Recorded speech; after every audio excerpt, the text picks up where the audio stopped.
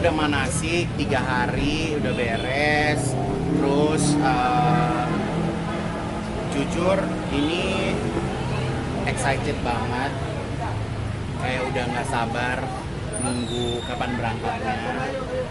Udah mulai cicil, ngelondriin baju muslim, kain ihram gitu kan, udah mulai dicuci-cuciin. Terus ya karena pengennya kan berangkat kan bersih ya gitu kan. Terus udah mulai cicil packing karena banyak banget nih ternyata agenda di bulan Mei gitu. Jadi supaya nggak kegiatannya overlap, jadi udah mulai dicicil-cicil sih gitu.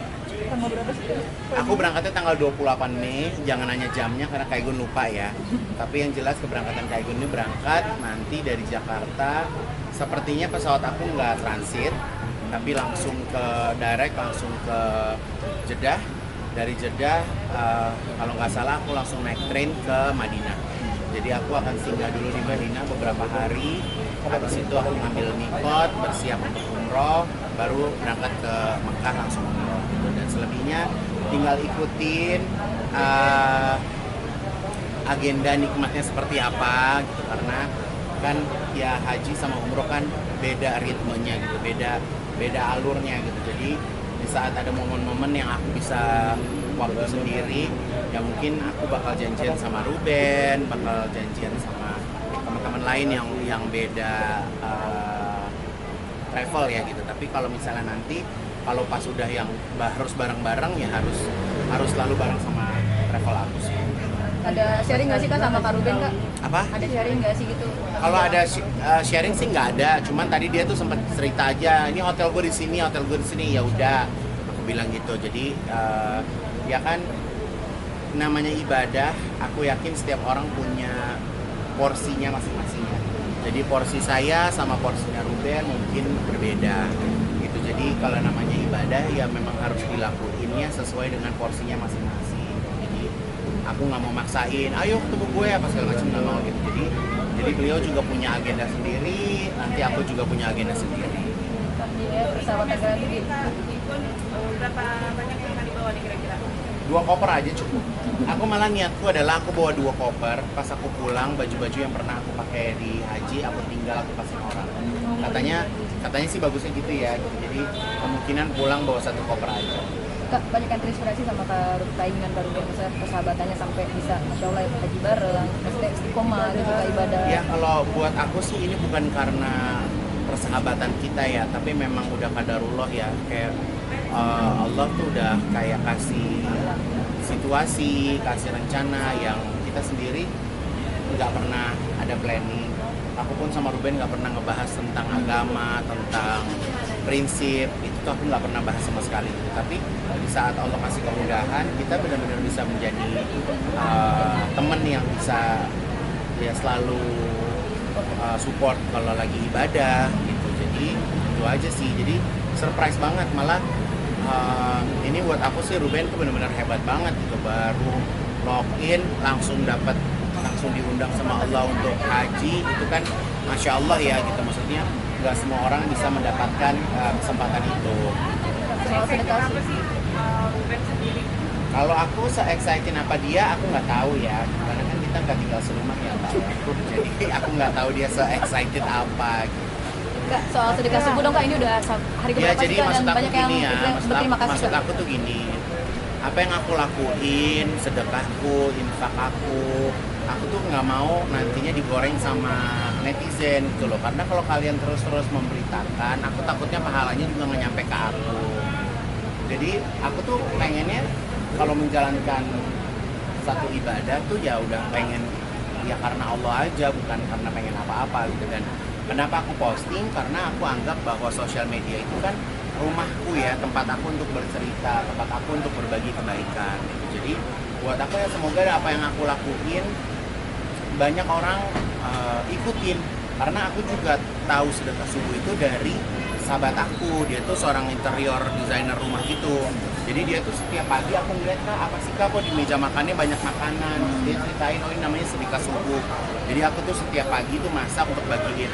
Terus aku bilang, lu di rumah gua nggak punya pembantu perempuan, nggak ada yang masak, repot banget gitu. Terus kadarulahnya tetangga aku tuh catering gitu. Jadi sekarang sama mereka yang bikin excited itu mereka bikinin menu. Jadi setiap hari itu makanannya alhamdulillah ganti terus.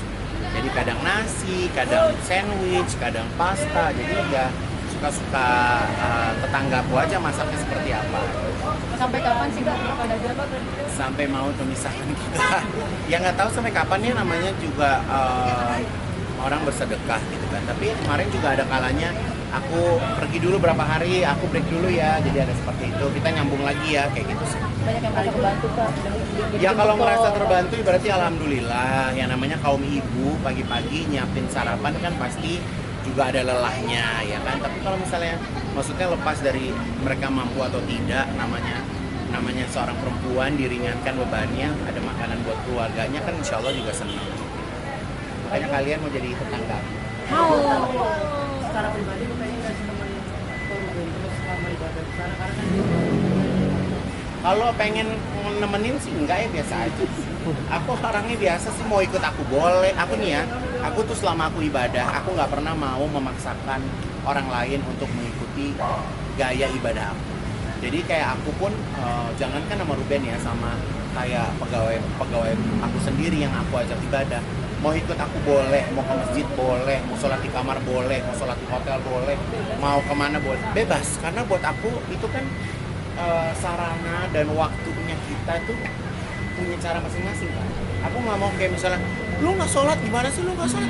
Aku nggak mau kayak gitu. Jadi ya udah kayak bener-bener lu udah sampai di rumah Allah, ya lu lakuin yang terbaik gitu. Kalau lu nggak lakuin terbaik, ya menurut gue itu sayang aja buat lu sendiri gitu. Jadi aku nggak mau maksain gitu. Tapi aku yakin banget pasti kita ketemu di sana, pasti bareng. Lagi pula kan kayak gue tidurnya juga sendiri. Aku nggak tahu ya dia tidur sama siapa ya. Tapi kalau misalnya dia kadang mungkin dia sepi, dia butuh teman, pasti juga nyari aku dia ke kamar aku. Dekat nggak hotel Kak? Buat aku ini sangat privacy. Jadi aku nggak mau kasih tahu hotel aku di mana, hotel dia di mana, karena balik lagi aku haji juga bukan dibayarin negara ya, jadi aku juga menjaga privasi aku. Jadi aku pengen orang nggak perlu tahu aku ada di mana, lagi apa, jam berapa. Jadi kalau secara nggak sengaja ketemu ya alhamdulillah. Mau foto silakan, mau ibadah bareng silakan. Jadi aku harap juga pemirsa juga bisa menjaga privasinya masing-masing. Gun, benar suci persiapan dari imannya sendiri ke sana. Nggak ngerti gimana persiapan iman, biasa-biasa aja. Mental mungkin nggak, persiapan mental mungkin, persiapan mental. Kalau doa ternyata setelah aku mendapatkan ilmu dari sahabat-sahabat aku, jadi doa itu sebisa mungkin dicatat. Jadi mau doain siapa, namanya siapa, mau doanya apa, dicatat. Jadi aku akan bawa catatan. Jadi aku akan bawa catatan siapa aja yang memang minta doa sama aku. Nah, doa ini di mana?